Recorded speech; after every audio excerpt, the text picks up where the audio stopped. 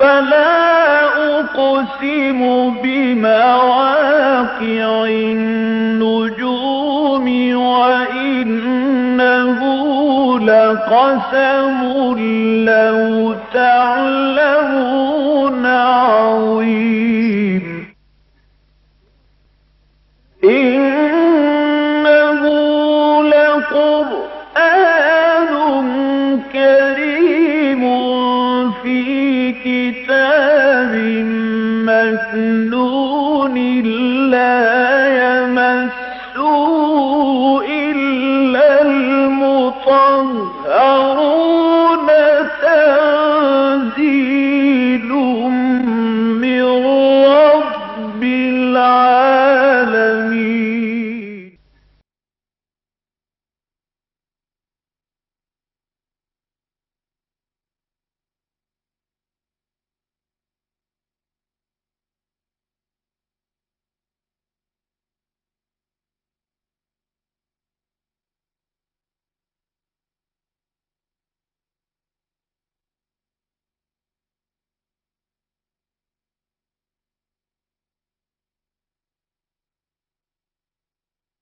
نحمده ونصلي على رسوله الكريم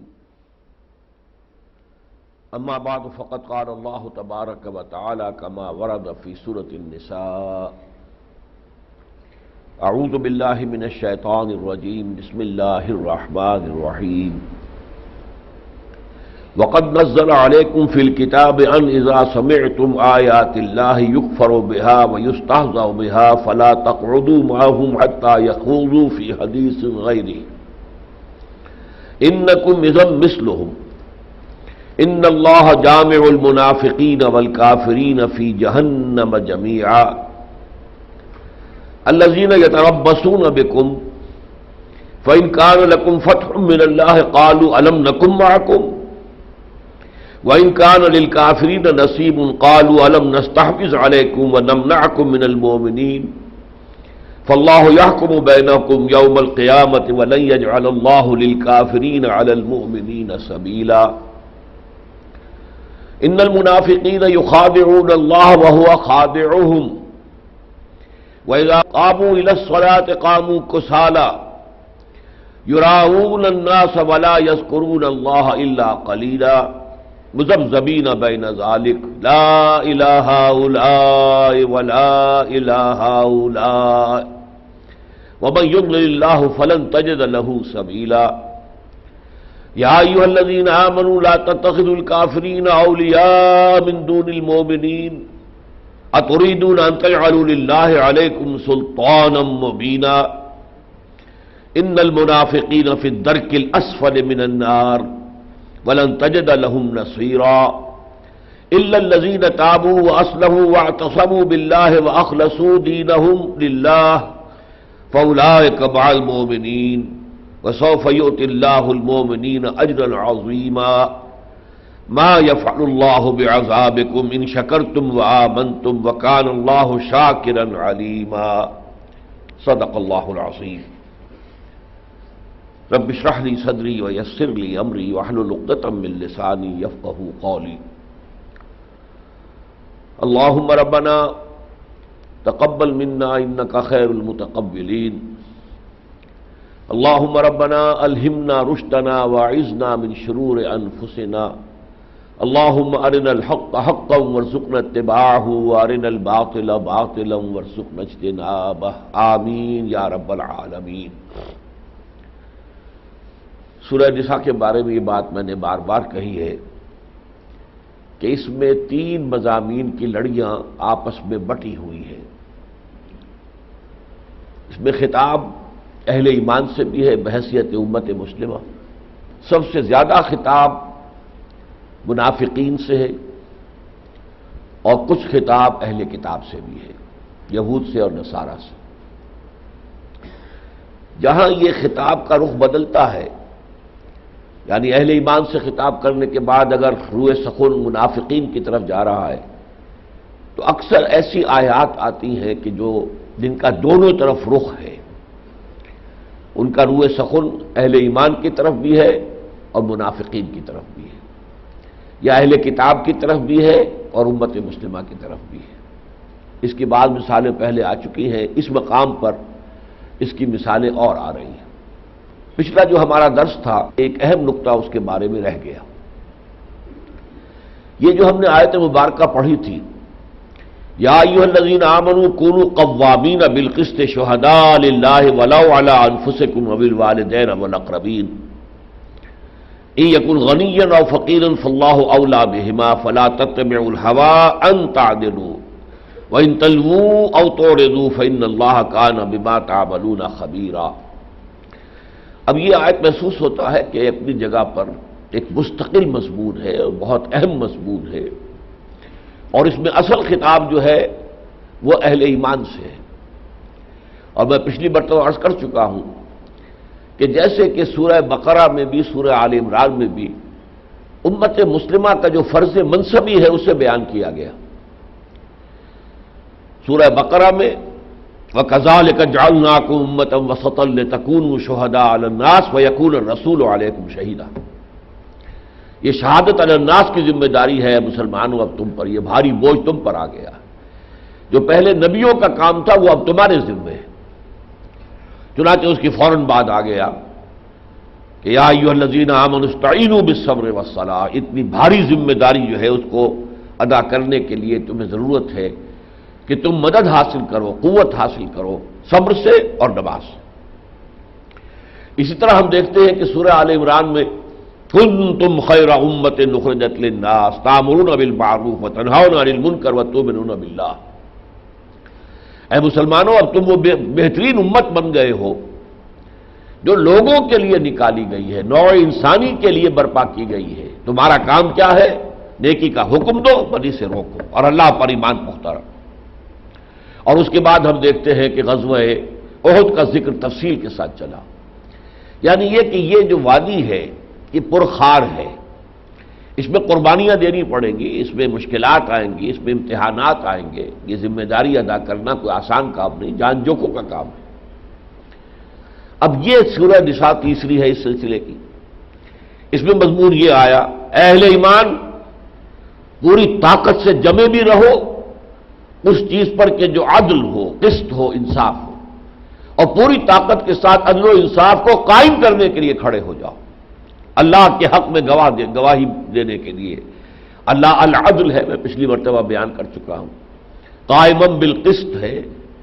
اللہ نے نبوت اور رسالت کا سلسلہ اور کتاب و شریعت کا نزول اسی لیے کیا ہے لیقوم الناس بالقسط۔ اب ظاہر بات ہے عدل کو قائم کرنے کے لیے محنت کی ضرورت ہوگی، مشقت کی ضرورت ہوگی، قربانیوں کی ضرورت ہوگی، جانیں دینے کی ضرورت ہوگی، اس لیے کہ جو ظالم ہیں آسانی سے وہ اپنے مفادات چھوڑنے والے نہیں ہیں۔ جنہوں نے لوگوں کے حقوق پر قبضہ کیا ہوا ہے اور ان کو غصب کیا ہوا ہے، ان سے حقوق واپس لینا کوئی آسان کام ہے؟ یہ ایسے ہی ہے جس سے آپ شیر کے منہ میں سے نوالا نکالنا چاہیں۔ تو اس اعتبار سے یہاں پر فوراً اس کے بعد، چونکہ اس میں قربانیاں دینی پڑتی ہیں، اس میں تکلیفیں جھیلنی پڑیں گی، اور اس میں جو ہے بہت سے جانی و مالی نقصانات، جیسے سورہ بقرہ میں آیا تھا وَلَنَبْلُوَنَّكُمْ بِشَيْءٍ مِّنَ الْخَوْفِ وَالْجُوعِ وَنَقْصٍ مِّنَ الْأَمْوَالِ وَالْأَنفُسِ وَالثَّمَرَاتِ۔ اس راہ میں تو قدم قدم پر امتحانات آئیں گے، آزمائشیں آئیں گی، بھوک اور فقر و فاقہ آئے گا، جانی اور مالی نقصانات ہوں گے، اس کے لیے تیار ہو جاؤ۔ یہی مضمون اب یہاں اس کا جو برعکس معاملہ ہے کہ اگر یہ نہیں کرو گے تو اس کا مطلب نفاق ہے۔ اگر تم ایمان لائے اور پھر اس عدل کو قائم کرنے کی جد و جہد میں پیچھے ہٹ گئے تو یہی تو نفاق ہے۔ اللہ تعالیٰ کا امتحان جو تھا اس کے اندر تم فیل ہو گئے، ناکام ہو گئے۔ اسی لیے یہاں اس کے ساتھ فوراً نفاق کا مضمون جو ہے وہ آ گیا، جو ہم پچھلی مرتبہ پڑھ چکے ہیں۔ تو اس پہلو سے اس کے درمیان تعلق جو ہے، ربط کلام جو ہے، اس کو اچھی طرح سمجھ لینا چاہیے۔ چنانچہ فرمایا کہ یہ اس ذمہ داری سے عہدہ برا ہونے کے لیے تمہیں یہ ایمان یہ حقیقی مطلوب ہے۔ یہ صرف لپ سروس والا ایمان جو ہے یہاں اس میدان میں تمہارے لیے کافی نہیں ہے۔ ہاں، ایک مسلمان معاشرے کا شہری ہونے کے لیے ٹھیک ہے، جو بھی زبان سے کہے آمنت باللہ وملائکتہ وکتبہ ورسلہ والیوم الآخر والقدر خیرہ وشرہ من اللہ تعالی والبعث بعد الموت، ٹھیک ہے، we accept him, he is a Muslim, he is a citizen of the Islamic society, Islamic state. لیکن یہ جو ذمہ داری ہے بحیثیت امت کونوا قوامین بالقسط شہداء للہ، اس کو پورا کرنے کے لیے صرف یہ قانونی ایمان، یہ سطحی ایمان، یہ صرف زبانی شہادت جو ہے کافی نہیں ہے، بلکہ اس کے لیے یقین والا ایمان درکار ہے۔ اسی لیے فرمایا تھا یا ایھا الذین آمنوا آمنوا باللہ ورسولہ والکتاب الذی نزل علی رسولہ والکتاب الذی انزل من قبل، اے ایمان کے دعوے دارو، ایمان لاؤ اللہ پر اور اس کے رسول پر اور اس کتاب پر جو اس نے اپنے رسول پر نازل فرمائی اور اس کتاب پر جو پہلے نازل کی تھی یعنی تورات۔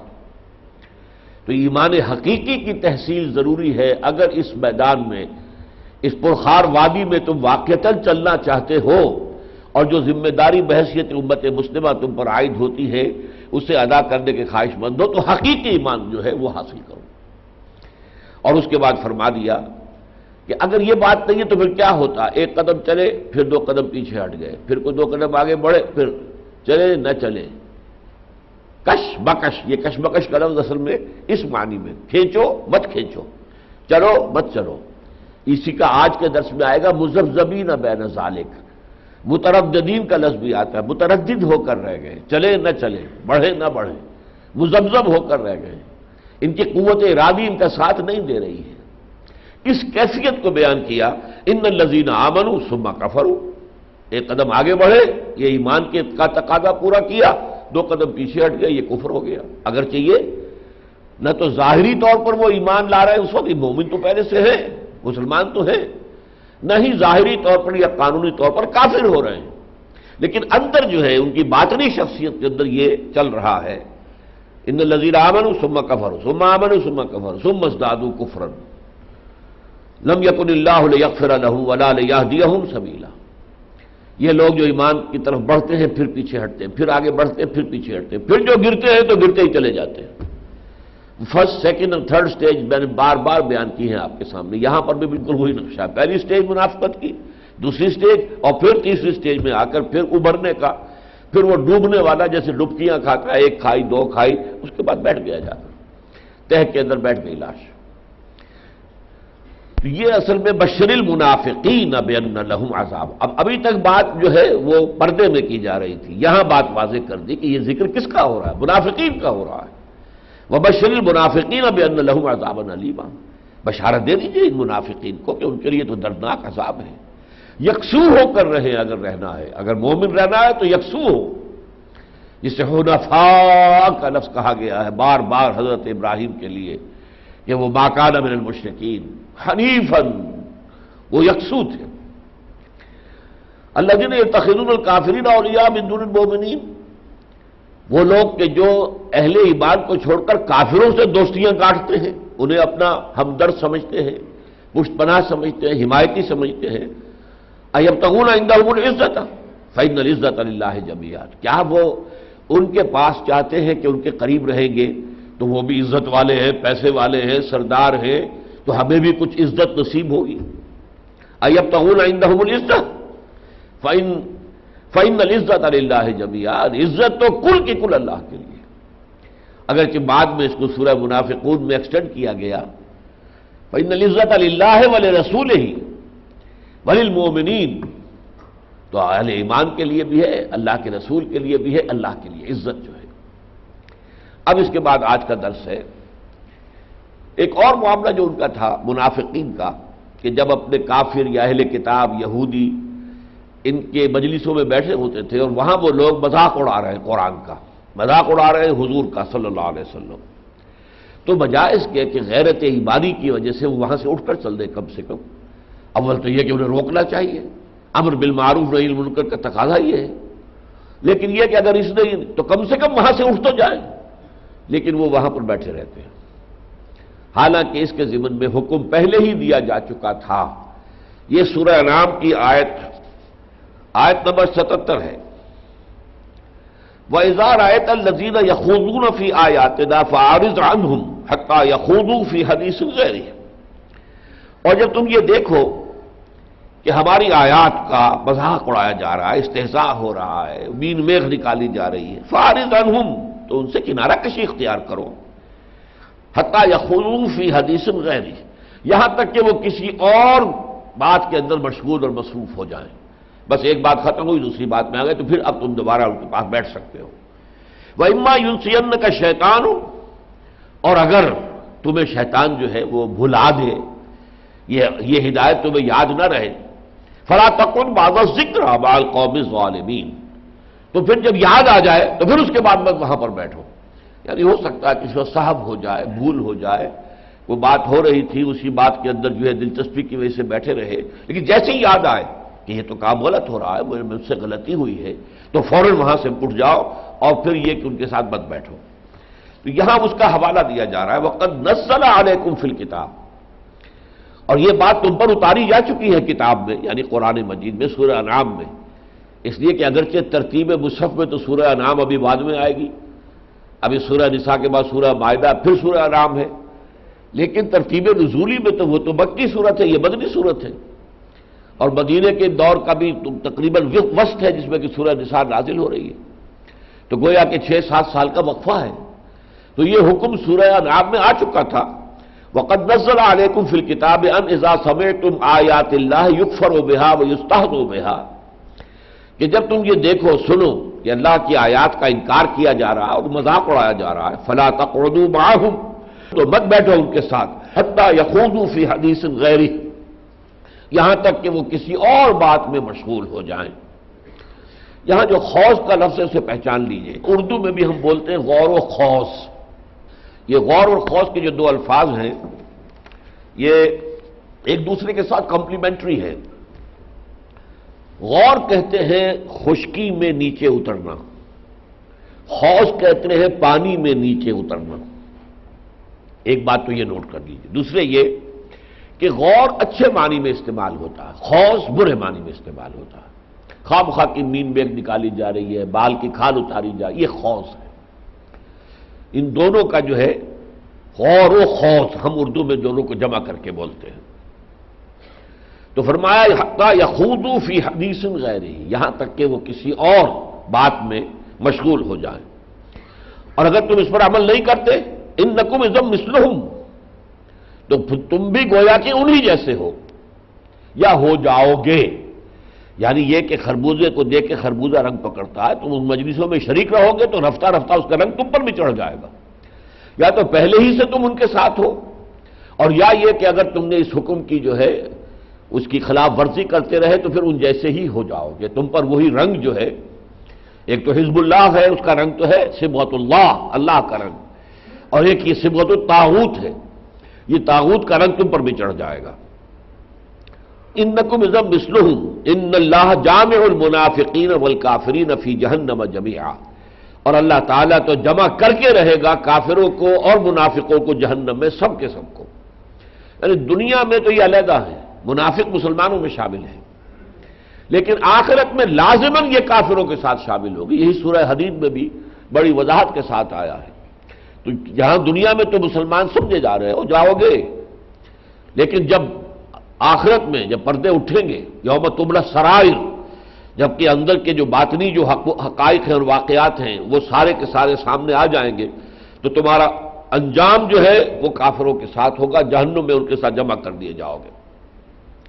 الذین یتربصون بکم، وہ لوگ جو ہے مسلمانوں تمہارے بارے میں منتظر ہیں، یہ تربص کہتے ہیں انتظار کرنا، تربص دیکھے تیل دیکھو، تیل کی دھار دیکھو بھائی، don't keep all the eggs in one basket, یہ جو کشاکش چل رہی ہے کفر اور اسلام کی، مشرکین کی اور یہ مسلمانوں کی، ابھی کیا پتہ کس کو غلبہ حاصل ہوتا ہے، تو دونوں طرف جو ہے اپنا کچھ نہ کچھ برقرار رکھو، اپنا لائزون رکھو، کوئی نہ کوئی ان کے ساتھ جو ہے گڈ ول برقرار رکھو، اگر یہ جیتے تب ہم ان کے ساتھ، یہ جیتے تو ان کے ساتھ، یکسو ہو گئے پھر تو یہ کہ مسئلہ یہ ہے کہ اگر اس کو شکست ہو گئی تو معلوم ہوا کہ ہم بھی برباد ہو جائیں گے، یہ ان کی کیفیت، اس کو آپ آج کے اصطلاح میں کہیں گے ورلڈلی وائز، یہ دنیاوی اعتبار سے بڑے اپنے مفادات اور اپنے مستقبل کی حفاظت کے لیے بڑی ذہانت کے ساتھ سوچتے تھے۔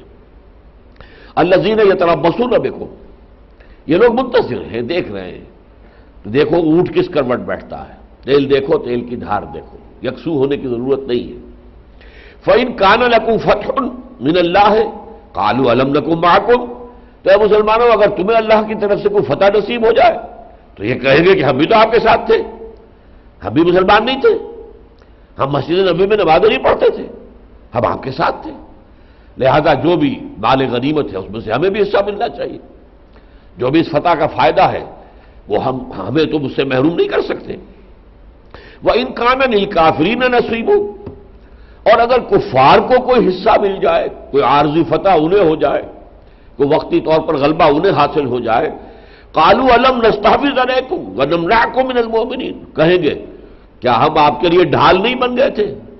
دیکھو فلاں وقت پر ہم نے ایسے وقت پر تمہارا ساتھ دیا کہ اگر ہم ساتھ نہ دیتے تو تم برباد ہو جاتے، اور دیکھو ہم نے ان کی خبریں تمہیں پہنچائی نہیں، جو بھی حضور صلی اللہ علیہ وسلم کے عزائم ہوتے تھے اور جو مسلمانوں کے ارادے ہوتے تھے منصوبہ بند، ہم تمہیں پہلے سے خبردار نہیں کرتے تھے۔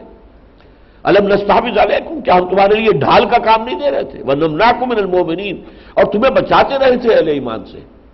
تو یہ گویا کہ اپنی جو گڈ آفیسز ہیں ادھر بھی انہوں نے برقرار رکھے ہوئے تھے، تو اس کا حوالہ دیں گے قالوا الم نستحوذ علیکم ونمنعکم من المؤمنین فاللہ یحکم بینکم یوم القیامہ، تو اب اللہ تعالیٰ فیصلہ کرے گا تمہارے مابین قیامت کے دن۔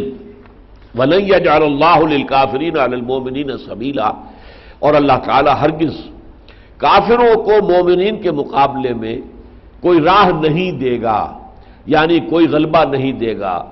آخری فیصلہ اللہ ہی کے حق میں ہونا ہے، اللہ کے دین کے حق میں ہونا ہے، اللہ کے رسول کے حق میں ہونا ہے، اور اہل ایمان کے حق میں ہونا ہے۔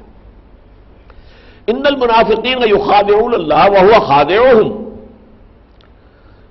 یقیناً منافقین اللہ کو دھوکہ دینے کی کوشش کر رہے ہیں۔ یہ سورہ بقرہ کے بالکل شروع میں دوسرے رکوع میں آ چکا ہے کہ یہ جو ہے یخادعون اللہ والذین آمنوا وما یخدعون الا انفسهم، وہی بات یہاں پر آئی ہے، لیکن یہاں یہ ذرا اور تیکھے انداز میں آئی ہے۔ یہ لوگ منافق جو ہیں اللہ کو دھوکہ دینے کی کوششیں کر رہے ہیں، وہ اصل میں اپنی طرح یہ سمجھتے تھے کہ ہم جو کچھ کر رہے ہیں خلوص کے ساتھ کر رہے ہیں۔ خام خواہ یہ محمد نے صلی اللہ علیہ وسلم جو ہے لڑائیوں کا سلسلہ شروع کر دیا، کیا ضرورت تھی دعوت سے تبلیغ سے؟ بھائی گڑ دے کر مارا جا سکتا ہو تو خام خواہ اسے زہر دینا ہے؟ آپ دعوت دیں، تبلیغ کریں، بس اللہ اللہ خیر صلی اللہ۔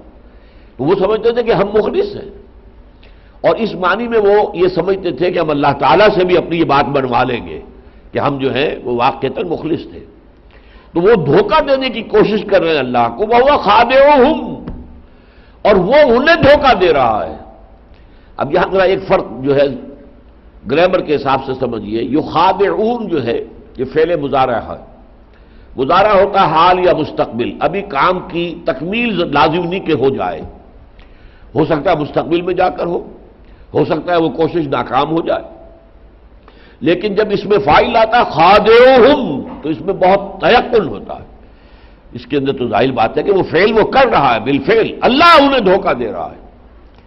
وَإِذَا قَامُوا إِلَى الصَّلَاةِ قَامُوا كُسَالَىٰ، اللہ کیسے دھوکہ دے رہا ہے؟ ان کی رسی دراز کر رہا ہے، وہ جا کر جھوٹا بہانہ بناتے ہیں، حضور کے سامنے جھوٹی قسمیں کھاتے ہیں، حضور کہتے ہیں اچھا ٹھیک ہے جاؤ، یہ سمجھتے ہیں لو جی ہم کامیاب ہو گئے، اور اس پر بلکہ فرقے چست کرتے تھے، ہوا اذن، وہ تو کان ہی کان ہے نرا، کچھ نہیں ہے اس کے اندر، بھیجے کے اندر کوئی گودا نہیں ہے، یہ کھوپڑی میں کوئی ہے ہی نہیں، ہماری بات تھی اور وہ مان لی، ہم جھوٹ بول رہے تھے ہم مان لی۔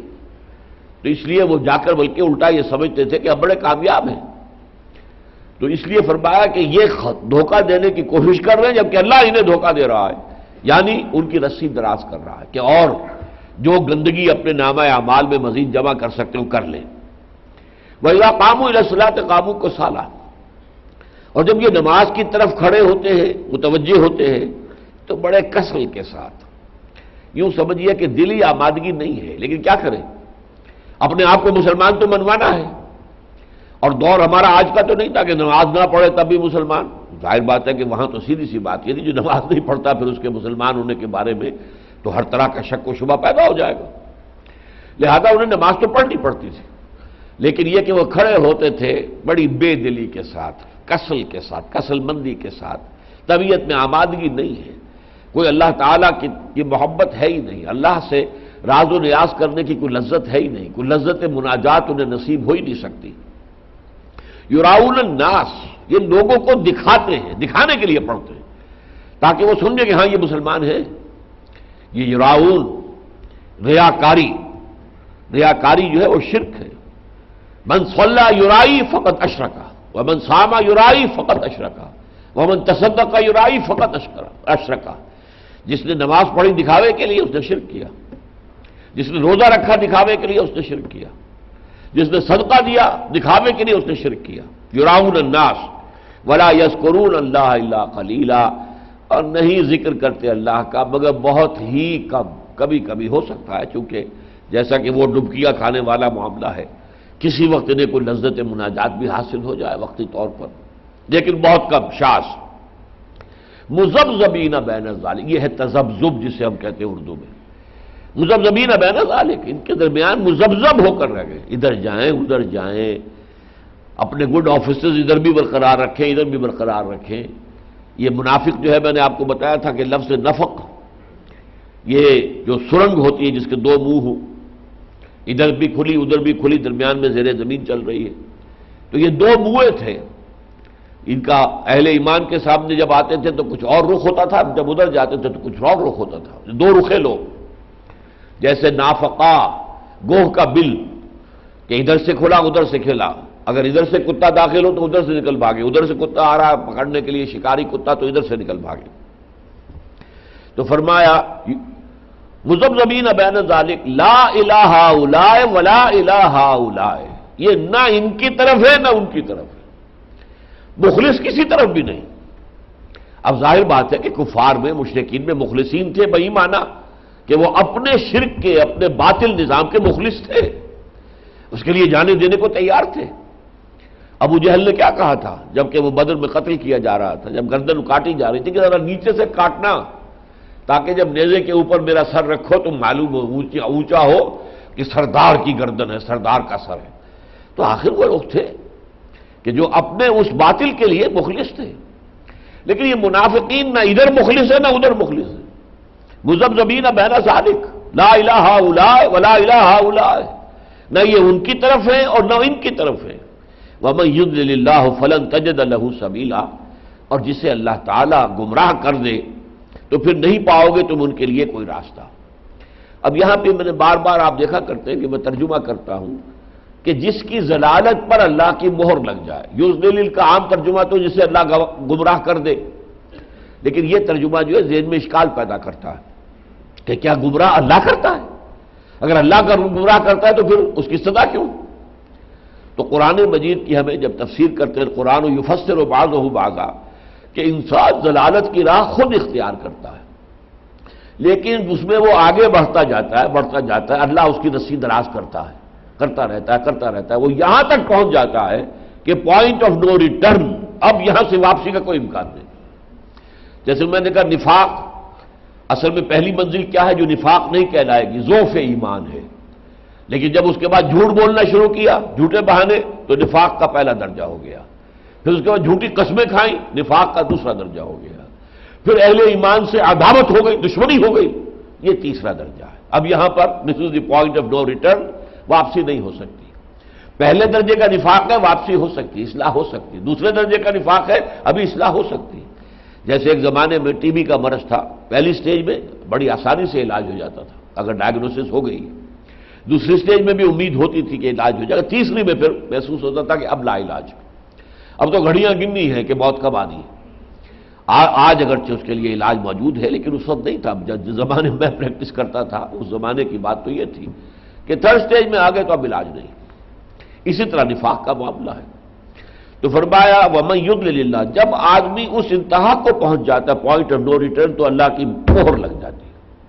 ختم اللہ علی قلوبہم وعلی سمعہم وعلی ابصارہم غشاوہ، اب ان کے اللہ تعالیٰ نے ان کے دلوں پر بھی مہر کر دی اور ان کی کانوں پر بھی اور آنکھوں کے آگے پردہ ڈال دیا، اب یہ نہیں مانیں گے۔ لہذا اس کو کہتا ہے اللہ کہ اب اللہ نے گمراہ کر دیا، لیکن یہ اللہ تعالیٰ کا بنیادی ابتدائی فعل نہیں ہے، بلکہ یہ تو ایک شخص گمراہی میں اس حد تک پہنچ گیا ہے کہ اب وہاں سے واپسی واقعتاً ناممکن ہے، تو پھر اللہ کی مہر لگ جاتی۔ اس لیے میں ترجمہ کیا کرتا ہوں کہ وَمَن يُضْلِلِ اللَّهُ، جس کی گمراہی پر اللہ کی مہر لگ گئی، فَلَن تَجِدَ لَهُ سَبِيلًا، تو تم نہیں پاؤ گے اس کے لیے کوئی راستہ، اب اس کے لیے نو ریٹرن، واپسی کا کوئی امکان نہیں۔ چنانچہ منافقین کے بارے میں بھی ابھی آپ دیکھیں گے سورہ نساء کے نزول تک، حالانکہ کس قدر تفصیل سے یہاں سب سے بڑا حصہ اس سورۃ مبارکہ کا جو ہے نصف کے قریب وہ منافقین کے بارے میں، لیکن یہاں بھی ابھی فائنل فیصلہ نہیں سنایا گیا، بلکہ امید دلائی گئی اب بھی اصلاح کر لو، اب بھی اصلاح کر لو، اب بھی باز آ جاؤ، اب بھی لوٹ آؤ۔ یہ جا کر پھر سورہ توبہ میں وہاں آ کر آخری مہر لگائی گئی ہے کہ اب کوئی امکان نہیں، پوائنٹ آف نو ریٹرن وہاں آئے گا۔ ابھی یہاں جو ہے ان کے لیے وہ ہے کہ امید کا دروازہ کھلا رکھا گیا، یہ آ جائے گا آگے۔ مذبذبین بین ذلک لا الہ الا ولا الہ الا ومن یضلل اللہ فلن تجد له سبیلا یا ایھا الذین آمنوا لا تتخذوا الکافرین اولیاء من دون المؤمنین۔ اے اہل ایمان، تم اہل ایمان کو چھوڑ کر کافروں کو اپنا ولی، اپنا پشت بنا، اپنا ہمدرد، اپنا غمخوار، اپنا حمایتی نہ بناؤ۔ اتریدون ان تجعلوا للہ علیکم سلطانا مبینا، کیا تم یہ چاہتے ہو کہ تم اللہ تعالی کے ہاتھ میں اپنے خلاف ایک بڑی واضح دلیل دے دو؟ تمہیں عذاب دینے کے لیے اللہ کے پاس یہ دلیل بہت کافی ہوگی کہ تم نے کافروں سے دوستیاں کاٹیں، ان کے ساتھ میل جول رکھا، ان کے ساتھ جو ہے تم نے اپنے جو ہے پیمانے عہد و وفا باندھے۔ اگر یہ ہے تو گویا کہ اللہ کو تم دلیل دے رہے ہو کہ وہ تمہیں جہنم میں جھونک دے۔ یا ایھا الذین آمنوا لا تتخذوا الکافرین اولیاء من دون المؤمنین، یہ بعد میں آ کر خاص طور پر سورہ مائدہ میں خاص طور پر یہود اور نصارہ کے بارے میں یہ آیت آئے گی، اور بڑی اہمیت کے ساتھ آئے گی، بڑی وضاحت کے ساتھ آئے گی، بڑی تاکید کے ساتھ آئے گی۔ اتریدون ان تجعلوا للہ علیکم سلطانا مبینا، تم چاہتے ہو کہ اللہ کو اپنے خلاف ایک نہایت واضح دلیل فراہم کر دو۔ ان المنافقین فی الدرک الاسفل من النار، جان لو منافق جہنم کے سب سے نچلے طبقے میں ہوں گے۔ اب یہاں بھی نوٹ کیجئے لفظ جو ہے فقہ اللغہ اسے کہتے ہیں درج، درج ہے بلندی میں درجہ بدرجہ، درجات ہم درجات من عند اللہ، درجات بلند ہوتے رہیں گے، اللہ تعالیٰ اہل ایمان کے درجات بلند کرے گا۔ ایک درک ہے نیچے پستی میں گرنا گرنا گرنا گرنا، درک الاسفل سب سے زیادہ جو نچلا طبقہ ہوگا یہ درک ہے۔ تو درج اور درک اسی سے ہم لفظ بولتے ہیں ادراک، کسی شے کی حقیقت تک پہنچ جانا، گہرائی میں اتر کر اس کی اصل حقیقت کو جان لینا، یہ ادراک ہے۔ ادراک، شعور اور ادراک، ادراک اور شعور، اب یہ ہم الفاظ اردو میں اس طریقے سے جوڑ کر استعمال کرتے ہیں، جیسے میں نے بتایا غور و خوض، اسی طرح یہ ہے ادراک۔ ان المنافقین فی الدرک الاسفل من النار، یقیناً یہ منافقین آگ کے سب سے نچلے طبقے میں ہوں گے۔ ولن تجد لہم نصیرا، اور تم نہیں پاؤ گے ان کے لیے کوئی بھی مددگار، کوئی چھڑانے والا نہیں ہوگا، کوئی شفیع نہیں ہوگا، کوئی شفاعت کرنے والا نہیں ہوگا، کوئی اس کا حمایتی وہاں نہیں ہوگا۔ یہاں تو کنبے قبیلے والے آ جاتے ہیں حمایت کرنے کے لیے، جسے ہم دیکھ چکے ہیں، وہ جو چوری کا واقعہ پیش آیا تھا کہ خاندان والے جو ہیں وہ اس کے پشت پناہ بن کر کھڑے ہو گئے، لیکن یہ کہ وہاں کون ہوگا کہ جو پشت پناہ بن سکے؟ الا الذین تابوا، اب دیکھیے یہاں ابھی دروازہ کھلا رکھا ہے، سوائے ان کے کہ جو توبہ کر لیں، وہ اصلحوا اور اصلاح کر لیں، واعتصموا باللہ اور اللہ کے ساتھ چمٹ جائیں، واخلصوا دینہم للہ اور اپنے دین کو اللہ کے لیے خالص کر لیں، فاولئک مع المؤمنین، تو یہ لوگ پھر اہل ایمان کے ساتھ ہوں گے۔ وسوف یؤتی اللہ المؤمنین اجرا عظیما، اور اللہ تعالیٰ یقیناً اہل ایمان کو بہت بڑا اجر عطا کرے گا۔ تو میں نے عرض کیا تھا کہ ابھی سورہ نساء کے زمانہ نزول تک ان پر دروازہ بند نہیں کیا گیا، اگرچہ کچھ لوگ ان میں سے ہوں گے جو اس سے پہلے ہی تھرڈ سٹیج تک پہنچ چکے ہیں، لیکن ابھی جو ہے بحیثیت مجموعی یہ جو ایک گروہ پیدا ہوا تھا، اسے آپ ففتھ کالمسٹ بھی کہہ سکتے ہیں، جو اندر ہی اندر جو ہے فتنہ کرنے والا، تو ابھی ان کا بحیثیت مجموعی جو ہے وہ مقام یہ نہیں تھا کہ ان پر دروازہ جو ہے توبہ کا بند کر دیا گیا۔ یہاں پر فرمایا، یہاں پہ جو الفاظ آ رہے ہیں نہایت خوبصورت اور ایمان کی حقیقت پر مطلع کرنے والے الفاظ، الا الذین تابوا واصلحوا، سوائے ان کے جو توبہ کریں اور اصلاح کر لیں۔ توبہ یعنی زبانی توبہ نہیں ہے، بلکہ توبہ جب عمل تبدیل ہو جائے، جیسا کہ میں نے عرض کیا بارہا، حقوق اللہ کے ضمن میں توبہ کیا ہے؟ 3 شرطیں پوری ہوں، حقیقی پشیمانی ہو کہ یہ میں غلط کام کرتا رہا، مجھے نہیں کرنا چاہیے تھا، حقیقی پشیمانی۔ نمبر 2، عزم مصمم ہو کہ اب دوبارہ یہ کام نہیں کروں گا۔ اور نمبر 3، یقیناً اس کو ترک کر دے، اگرچہ بعض احادیث میں معلوم ہوتا ہے ہو سکتا ہے کچھ عرصے کے بعد پھر اس سے اس کا ارتکاب ہو جائے، لیکن یہ اس لیے کہ ظاہر بات ہے کہ شیطان تو ہر وقت لگا ہوا آپ کے پیچھے، تو پھر توبہ کرے، کوئی حرج نہیں۔ باز آ ہر چہ ہستی باز آ، اگر کافر ہو گبر ہو بت پرستی باز آ، این درگاہ ماں درگاہ نومیدی نیست، 100 بار اگر توبہ شکستی باز آ، 100 مرتبہ بھی تم نے توبہ توڑ دیا، پرواہ نہ کرو، توبہ کرو، آؤ۔ اللہ تعالیٰ نے توبہ کا دروازہ کھلا رکھا، معلوم یغرغر، جب تک کہ موت کے آثار شروع نہ ہو جائیں اور گھنگرو جسے ہم کہتے ہیں بولنا نہ لگے، اس وقت تک جو ہے توبہ کا دروازہ کھلا ہے۔ تو الا الذین تابوا واصلحوا، اصلاح جو ہے وہ لازم ہے۔ ہمارے منتخب نصاب میں سورہ فرقان کا جو آخری رکوع ہے، الا من تاب وآمن وعمل عملا صالحا، وہ سوائے ان کے کہ جو ایمان، جو توبہ جنہوں نے کیوں ایمان لائے، یعنی توبہ اصل میں گویا کہ تجدید ایمان ہے۔ جب آپ گناہ کا عمل جو ہے جب آپ سے صادر ہو رہا ہے، اس وقت ایمان آپ کے دل سے نکل جاتا ہے، اس لیے کہ حالت ایمان میں تو گناہ نہیں ہو سکتا۔ لا یزنی الزانی حین یزنی وہو مؤمن، کوئی زنا کرنے والا حالت ایمان میں زنا نہیں کر سکتا، کیسے ممکن ہے؟ دل میں ایمان ہوا پھر زنا ہو جائے۔ ولا یسرق السارق حین یسرق وہو مؤمن، کوئی چور حالت ایمان میں چوری نہیں کرتا۔ ولا یشرب الخمر حین یشرب وہو مؤمن، اور کوئی شراب پینے والا حالت ایمان میں شراب نہیں پیتا، ایمان نکل جاتا ہے۔ اب اگر وہ توبہ کرتا ہے، پلٹتا ہے، تو گویا کہ ایمان کی تجدید ہو گئی، اب ایمان اس کے دل کے اندر واپس آ گیا۔ اور اس کو حدیث میں کہا بھی گیا کہ پرندے کے مانند سر کے اوپر چکر لگاتا رہتا ہے ایمان آپ کے دل سے نکل کر، جب توبہ کرتے ہیں تو ایمان دوبارہ داخل ہو جاتا ہے۔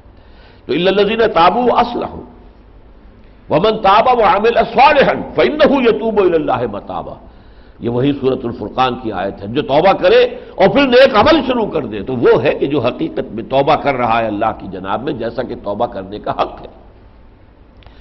تو الا الذین تابوا واصلحوا واعتصموا باللہ، اور جو پھر چمٹ گئے اللہ کے ساتھ، یہ اعتصام باللہ جو ہے،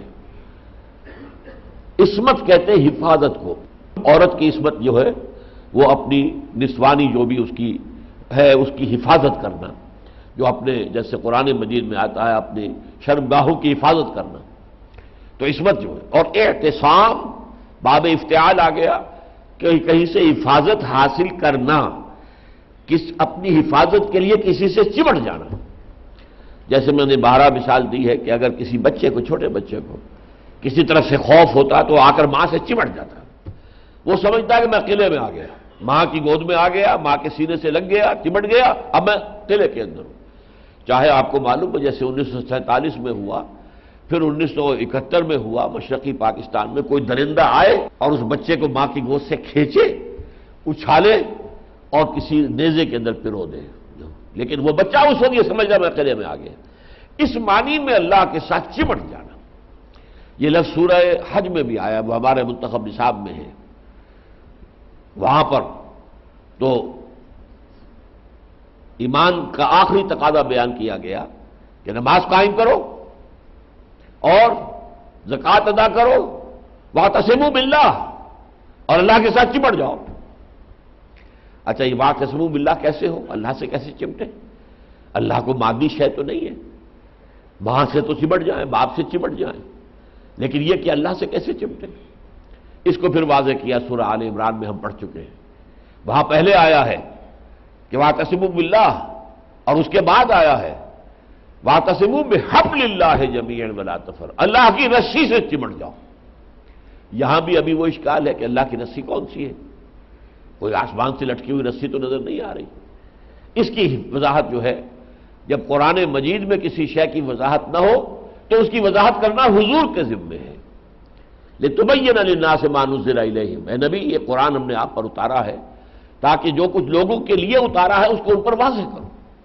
لہذا حضور نے فرما دیا القرآن حبل اللہ الممدود من السماء الی الارض، یہ قرآن ہے اللہ کی وہ رسی جو تنی ہوئی ہے آسمان اور زمین کے مابین.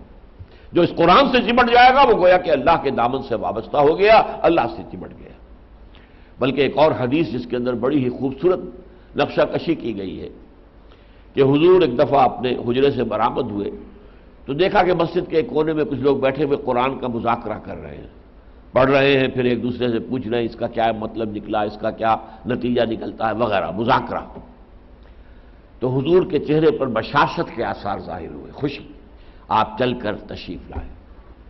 آپ نے پہلے تو ایک بڑا عجیب سوال کیا، الستم تشہدون اللہ الہ الا اللہ وانی رسول اللہ وان ھذا القرآن جاء من عند اللہ، کیا آپ لوگ اس کی گواہی نہیں دیتے کہ اللہ کے سوا کوئی معبود نہیں اور میں اللہ کا رسول ہوں اور یہ قرآن اللہ کے پاس سے آیا؟ سب نے کہا بلا یا رسول اللہ، بلا یا رسول اللہ، ہم اس کی گواہی دیتے ہیں.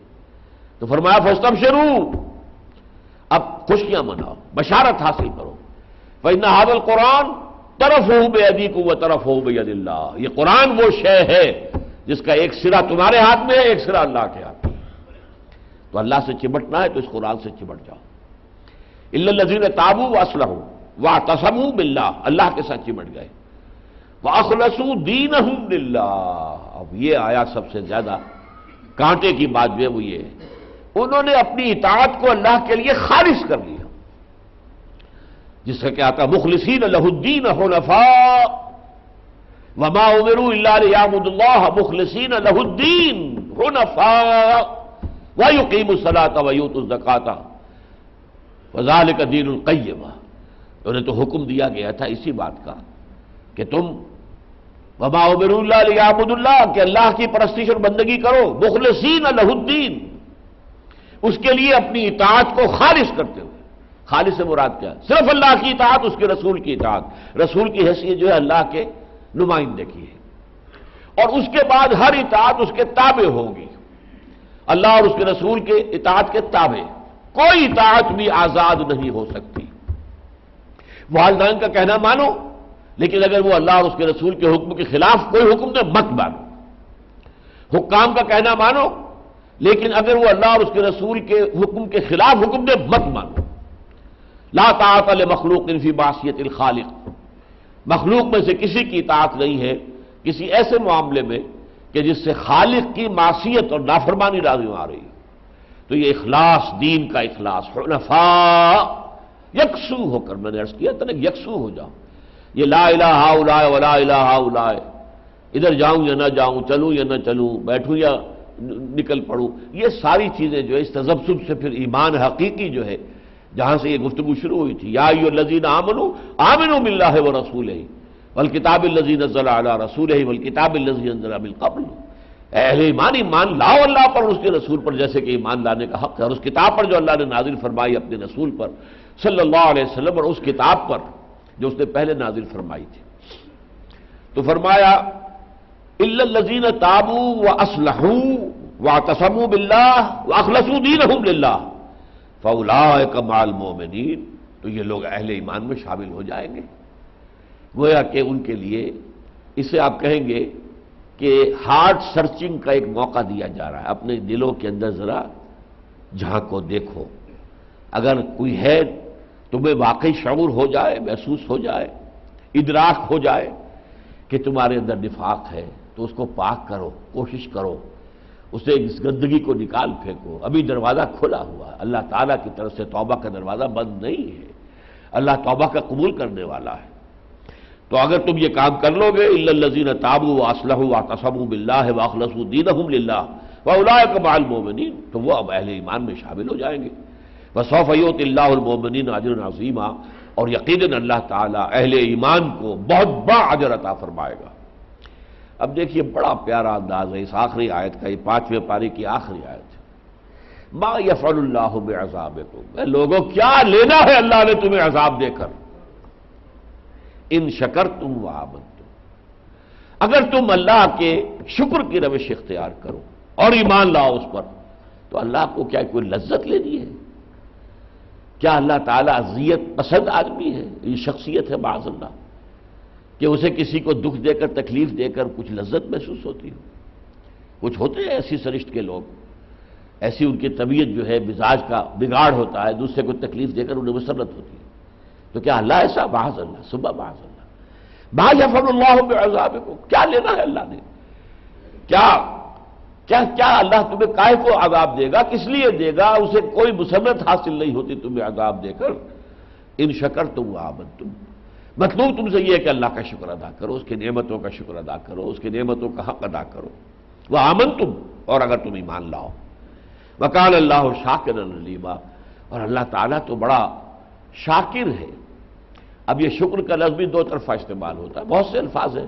توبہ، اللہ بھی تواب ہے، تواب الرحیم، بندے بھی تواب ہوتے ہیں، بہت توبہ کرنے والے.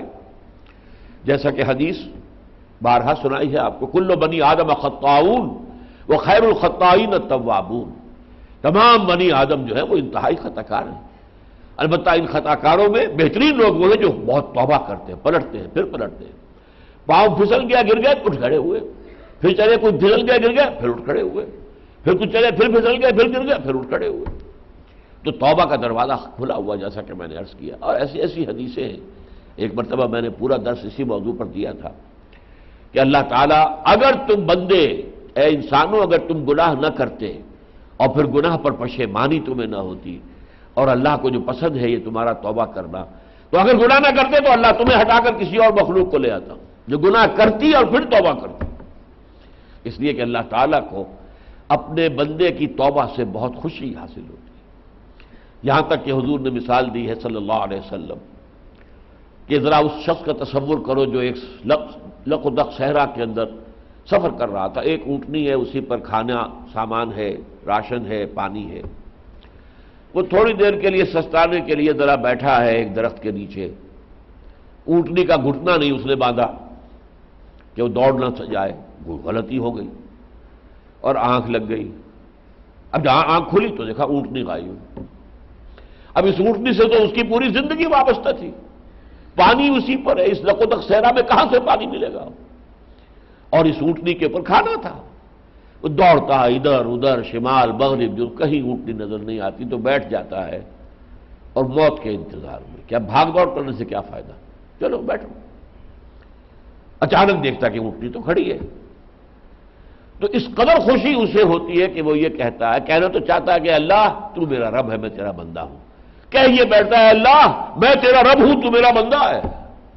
یعنی فرط خوشی میں، فرط مسرت میں اس طرح اس کی زبان لڑکھڑاتی ہے کہ بجائے یہ کہنے کے اے اللہ تو میرا رب ہے، میں تیرا بندہ ہوں، وہ الٹی بات کہہ بیٹھتا ہے. اتنی خوشی حاصل ہوتی ہے اللہ کو اپنے گناہ گار بندے کی توبہ سے. تو اس اعتبار سے ما یفعل اللہ بعذاب، اللہ ہم نے کیا لینا ہے تمہیں عذاب دے کر؟ کیا اسے حاصل ہونا ہے؟ کیا فائدہ ہونا ہے؟ کیا کوئی مسرت اور خوشی حاصل ہونی ہے؟ معاذ اللہ. ان شکرتم وآمنتم، اگر تم اللہ کے احسانات کا شکر کرو، اس کا حق ادا کرو اور ایمان لاؤ. وکان اللہ شاکرا علیما، میں بتا رہا تھا کہ جس طرح توبہ کا لفظ ہے، بندہ بھی تواب، اللہ بھی تواب. شکر بھی، اللہ بھی شکر کرتا ہے اور بندہ بھی شکر کرتا ہے. بندے کا شکر کیا ہے؟ احسان ماننا اور اس شکر کا حق، اس نعمت کا حق ادا کرنا. امام راغب اصفہانی رحمۃ اللہ علیہ نے شکر کے 3 درجے بیان کیے. شکر بالقلب، دل میں احساس ہو کہ میرے پر بڑا احسان ہوا، اللہ نے بڑا کرم کیا. پھر شکر باللسان، زبان سے اے اللہ تیرا شکر ہے، اے اللہ تیرا شکر ہے، اے اللہ تیرا شکر ہے. پھر شکر بالجوارح، اس انعام کا حق ادا کرنا اپنے عمل کے ذریعے سے، اپنے اعضاء و جوارح کے ذریعے سے. تو یہ شکر ہے. اور اللہ کی طرف سے شکر کیا ہے؟ بندے کی جو بھی اس کی طرف سے محنت ہو رہی ہے اس کی قدر افزائی کرنا، قدر دانی کرنا. اللہ بندے نے شکر کیا، اللہ نے قدر افزائی فرمائی، یہ اللہ کا شکر ہے. تو وکان اللہ شاکرا علیما، اللہ تعالیٰ شکر کرنے والا، شاکر، قدردان اور بہت علم رکھنے والا ہے. لا يحب اللہ الجہر بالسوء من القول الا من ظلم.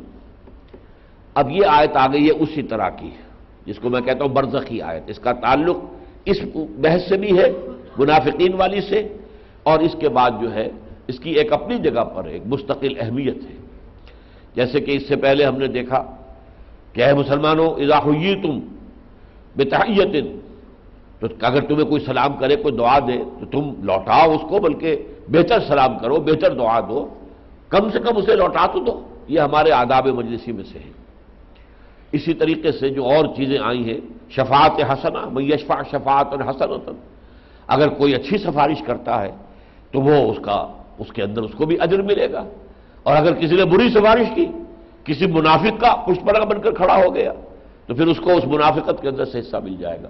یہ آیات اپنی جگہ بھی مستقل طور پر ہدایات ہے، لیکن یہ کہ جس بحث میں آ رہی ہے، جس سلسلے میں آ رہی ہے، وہ منافقت کی بحث تھی، لہذا اس رخ سے خاص طور پر اس کا ایک مفہوم معین ہوتا ہے سیاق و سباق کے اعتبار سے۔ اب یہ آیت جو ہے اپنی جگہ پر ایک بڑی بڑی مستقل ہدایت ہے۔ لا یحب اللہ الجہر بالسوء الا من ظلم، اللہ کو ہرگز پسند نہیں ہے بد زبانی کرنا یا بلند آواز سے بری بات کو کہنا، الا من ظلم، سوائے اس کے کہ جس پر ظلم ہوا ہو۔ بد زبانی گالم گلوچ بھی ہوگی، بد زبانی کھلم کھلا بد دعا بھی ہوگی، آدمی جو ہے یہ چیزیں اللہ کو پسند نہیں ہے۔ لا یحب اللہ الجہر بالسوء من القول، کوئی بات زبان سے نکلے ہو برائی والی اور اس کو بلند آواز سے کہا جائے، یہ اللہ کو پسند نہیں، الا من ظلم، ہاں سوائے اس کے جس پر ظلم کیا گیا ہو، جس کا دل زخمی ہو گیا ہو۔ اس زخمی دل سے اگر کوئی آہ نکلی ہے اور اس آہ کے اندر کہیں بے احتیاطی بھی ہو گئی ہے تو اللہ معاف فرمانے والا ہے۔ وَكَانَ اللَّهُ سَمِيعًا عَلِيمًا، اور یقیناً اللہ تعالیٰ سب کچھ سننے والا ہے، سب کچھ جاننے والا ہے۔ تو اپنی جگہ پر یہ ایک مجلسی معاشرتی اصول ہے جو اس آیت میں آیا ہے، خود اپنی جگہ مکمل مضمون ہے، لیکن سیاق و سباق میں لائیے۔ سیاق کیا چلا آ رہا تھا؟ سباق، کہ اہل نفاق جو ہے ان کے لیے بھی کہا گیا باز آ جاؤ، اب بھی باز آ جاؤ، اب بھی توبہ کر لو، الا من تاب واصلح، اور واعتصموا باللہ، اور اس سے اپنی اطاعت جو ہے اللہ کے لیے خالص کر لی۔ اب اس کے ضمن میں کہا جا رہا ہے مسلمانوں، ایسا نہیں ہونا چاہیے کہ جو بھی علامات بیان کی گئی ہیں نفاق کی اس پوری سورہ مبارکہ میں، اگر تم نے کسی کے اندر دیکھی کوئی علامت تو فوراً کہا ہے تم بڑا منافق ہو، ارے تم تو وہ ہو جس کے بارے میں کہا گیا ہے کہ فی الدرک الاسفل، تم تو جہنم کے سب سے نچلے طبقے میں۔ نہیں، تمہیں اس کا حق نہیں پہنچتا، کسی کو معین طور پر منافق کہنا تمہارا حق نہیں ہے۔ ایک ہے عمومی انداز میں بات کرنا، جس میں یہ چیز ہے اس میں منافقت ہے، منافقت ہونا اور ہے اور منافق ہونا اور ہے۔ جس طریقے سے کہ کفر تو یہ بھی ہے کہ اگر آپ نے جو نماز ہے وہ ترک کر دی، من ترک الصلاۃ متعمدا فقد کفر، لیکن کیا تارک صلاۃ کو آپ کافر کہہ دیں گے؟ منکر صلاۃ کو کافر کہا جا سکتا ہے، تارک صلاۃ کو ہم کہیں گے فاسق ہے، فاجر ہے، گناہگار ہے، سب کچھ کہہ دیں، گمراہ، لیکن کافر نہیں کہہ سکتے۔ اس طرح یہ منافقت ہے، یہ ساری جتنے بھی بیان، لیکن یہ نہیں کہ تم نے اگر کسی چیز کو دیکھا تو بے دھڑک اور تم نے کہہ دیا تم منافق ہو، نہیں، اس کی تمہیں اجازت نہیں۔ یہ معاملہ اللہ کے پاس ہے یا اس کے رسول کو اللہ تعالیٰ نے جن کے بارے میں فرما دیا اور بتا دیا وہ جانتے ہیں، یا حضور نے بھی ایک صاحب کو، حضرت حذیفہ بن الیمان رضی اللہ تعالیٰ عنہ کو کچھ منافقین کے نام بتا دیے تھے، لیکن کہہ دیا تھا کہ کسی اور کو نہیں بتانے۔ یہ اسی لیے وہ صاحب و سر النبی مشہور ہو گئے تھے، کہ جن کے بارے میں مشہور یہ ہو گیا کہ ان کے پاس حضور کی طرف سے دیا ہوا ایک راز ہے۔ تو یہ چیزیں جو ہے اس سے روکا گیا ہے کہ یہ مت کہو۔ ہاں اگر کسی نے کسی پر ظلم کیا، مظلوم کے منہ سے نکل گیا تم منافق ہو، یہ ایک اور انداز کی بات ہے، لیکن کسی کو تعین کے ساتھ منافق قرار دے دینا یہ تمہارے لیے جائز نہیں ہے۔ لا یحب اللہ الجہر بالسوء من القول الا من ظلم وکان اللہ سمیعا علیما ان تبدوا خیرا او تخفوہ او تعفو عن سوء، اگر تم خیر کو واضح کرو یعنی برملا کرو، صدقہ ہے برملا کر رہے ہو، دے رہے ہو لوگوں کو، غریبوں کو، اور تخفوہ یا اسے چھپا کر کرو۔ خیر کے دونوں پہلو ہیں، ایک نماز فرض ہے جو آپ کو پوری طرح اظہار و اعلان کے ساتھ مسجد میں جا کر لوگوں کے ساتھ مل کر پڑھنی ہے، ایک نفل ہے وہ تنہائی میں پڑھو، اس کو چھپاؤ، اس کو ظاہر نہ کرو، کیونکہ اس کا ظاہر کرنا جو ہے وہ ریاکاری میں آ جائے گا اور وہ نفل کا معاملہ جو ہے وہ سارا ختم ہو جائے گا۔ اسی لیے نفل روزے کے بارے میں کہا گیا ہے کہ اگر کہیں تم ایسی جگہ چلے جاؤ کہ وہاں پر یا تو تم کچھ کھاؤ پیو یا کہنا پڑے کہ میں روزے سے ہوں، نفلی روزہ ہے، تو وہاں کچھ کھا لو، یہ نہ کہو کہ تم روزے سے ہو، مخفی رکھو اپنے اس روزے کو جو کہ نفلی روزہ ہے۔ اسی طرح نفلی انفاق، ایک انفاق ہے زکوٰۃ، برملا دی جائے گی، کھلم کھلا دی جائے گی، حکومت زبردستی لے گی، لیکن ایک ہے انفاق کے نافلہ، اس میں یہ ہے کہ اخفا کرو۔ تو ان تب تبدو خیرن اور تخفو ہو، اگر تم کسی خیر کو، کسی اچھائی کو، کسی بھلے کام کو اگر تم برملا کرو گے یا اسے چھپاؤ گے، اور اسی طریقے سے او تعفو عن سوء، اسی طرح اگر تم کسی برائی کو معاف کر دو گے، دیکھیے اس کا پھر سلسلہ کلام وہی ہے، تم پر ظلم ہوا تو ایک طرف تو اللہ نے کنڈون کر دیا کہ اگر تمہاری زبان سے کوئی برے الفاظ نکل جائیں تو اللہ معاف کر دے گا اگر تم پر ظلم ہوا ہے، لیکن یہاں اس سے کچھ اوپر کا درجہ ہے، اگر معاف کر دو، نہ کہو، نہ کوئی بری بات زبان سے نکالو، او تعفو عن سوء، اگر کسی برائی کو معاف کر دیا کرو، فإن اللہ کان عفوا قدیرا، تو جان لو کہ اللہ تعالیٰ بھی تو معاف فرمانے والا ہے، ہر شے پر قدرت رکھتا ہے لیکن پھر معاف کرتا ہے۔ اللہ تعالیٰ جو ہے، تم اس سے اللہ کی معافی چاہتے ہو کہ نہیں چاہتے ہو؟ تم استغفار کرتے ہو، اللہ کی مغفرت چاہتے ہو، تو تم دوسروں کو بھی تو معاف کر دیا کرو، دوسروں کو بھی غلطیوں کی جو ہے وہ پردہ پوشی کیا کرو، بجائے اس کے کہ تم اس کا برملا اعلان کرو۔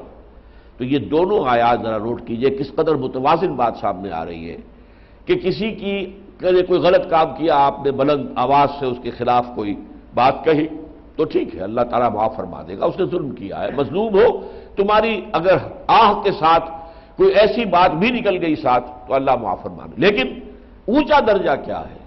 اگر تم معاف کر دو، او تعفو عن سوء، اگر برائی سے عفو کا معاملہ کیا کرو، فإن اللہ کان عفوا قدیرا، تو اللہ تعالیٰ بھی تو معاف فرمانے والا اور ہر چیز پر قادر ہے، وہ جب چاہے کوئی شخص کوئی برا کلمہ نکالے اللہ تعالیٰ کے بارے میں، اللہ کے رسول کے بارے میں، اللہ چاہے اسی وقت اس کی زبان کھینچ دے، اللہ کو اختیار حاصل ہے، اللہ رسید راز کرتا ہے، توبہ کا موقع دیتا ہے، باز آ جاؤ، اب بھی اصلاح کر لو، اب بھی درست ہو جاؤ، اب بھی واپس آ جاؤ، ہم تمہیں جو ہے قبول کریں گے، تمہیں جو ہے تمہارا بڑھ کر استقبال کریں گے، تو آؤ تو صحیح۔ اگر میرا بندہ میری طرف چل کر آتا میں دوڑ کر آتا ہوں، وہ اگر بارش بڑھاتا میں ہاتھ بڑھاتا ہوں، یہ حدیث قدسی میں موجود ہے۔ تو اس اعتبار سے، اور یہ جو آتا ہے قرآن مجید میں آیت کے آخر میں جو اللہ تعالیٰ کی صفات آتی ہے تو ان کا گہرا تعلق ہوتا ہے، جب کہا جا رہا ہے کہ معاف کر دو تو اللہ بھی تو معاف کرنے والا ہے کہ نہیں؟ تم نہیں چاہتے کہ اللہ تمہاری خطائیں معاف کرے؟ یہ بات بہت خوبصورت انداز میں سورہ نور میں آئی ہے، جہاں ذکر ہے ایک ایسے شخص کا کہ جس نے حضرت عائشہ رضی اللہ تعالیٰ عنہ پر تہمت میں حصہ لیا تھا، اور وہ حضرت ابوبکر کا عزیز تھا، بہت غریب آدمی تھا، حضرت ابوبکر اس کی مدد کیا کرتے تھے، لیکن جب اس نے اس معاملے میں حضرت عائشہ پر تہمت میں حصہ لیا تو حضرت ابوبکر نے قسم کھا لی اب میں اس کی مدد نہیں کروں گا، اس خبیث کی جس نے یہ کام کیا۔